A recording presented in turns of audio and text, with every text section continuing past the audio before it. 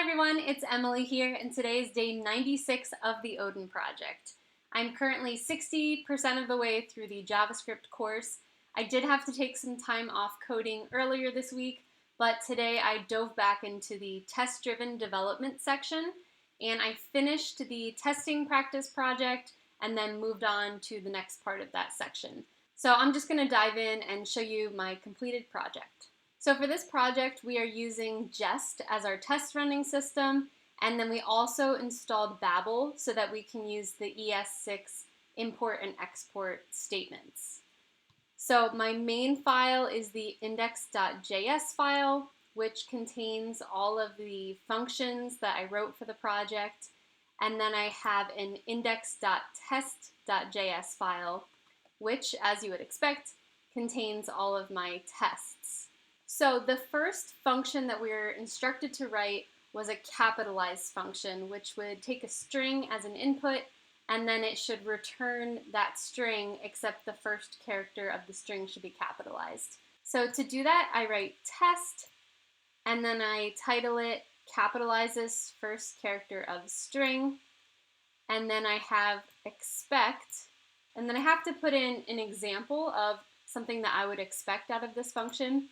So I would expect when you pass the string please capitalize me into my capitalized function, I would expect that to match please capitalize me, except this string has the first character capitalized.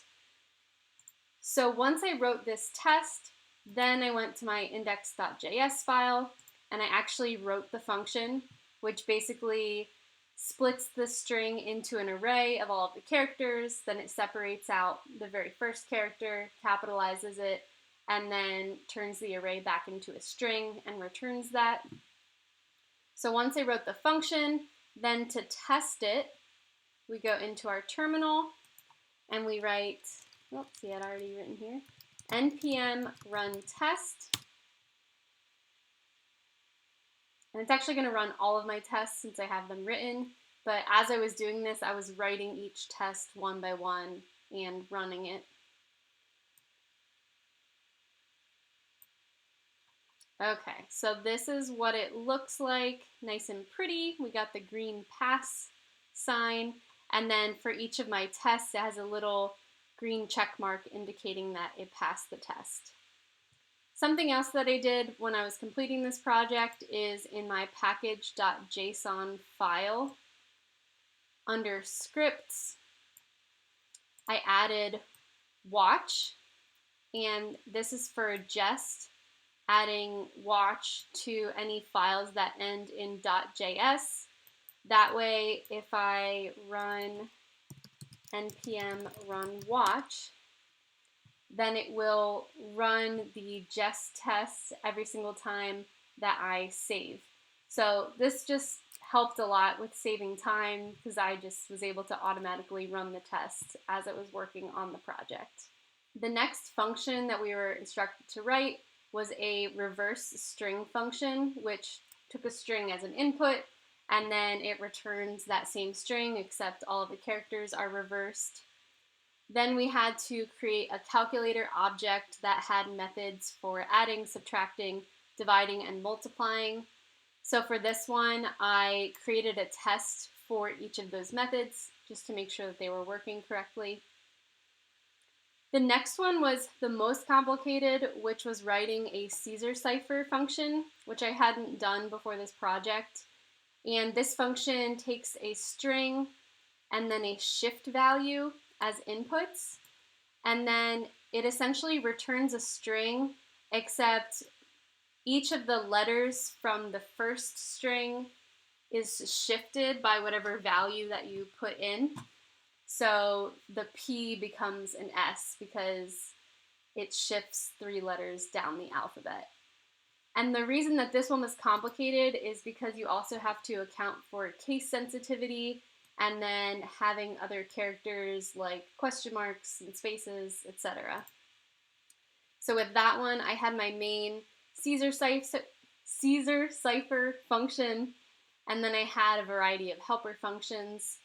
And for every function that I was testing in my index.test.js file, I included an export statement in front of that function, and then at the top of my test file, I import all of the functions from index.js. The last function was analyze array, which would take an array as input, and it returns an object that has properties for average, min, max, and length of the array.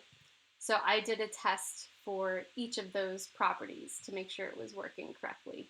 And that was it for this project. It was a pretty simple project, but I found it fun to complete, and the tests were a lot easier to write than I thought that they would be. So I'm excited to keep using those. After completing this project, I moved on to the next page in the test-driven development section, which is just more on testing. We're learning more about type coupling, pure functions, and mocking. So I'm currently working through the reading assignments right now, which are actually pretty lengthy. It took me a couple hours today to work through just one of the articles that was all about mocking. But that is all that I have for today, so thank you so much for tuning in. If you are completing the Odin project, I'd love to hear about your experience if you'd like to leave a comment introducing yourself below. But I hope that you have a great day. Be sure to hit the like button if you enjoy these updates and subscribe if you'd like to keep following along on our web dev journey. I will see you next time.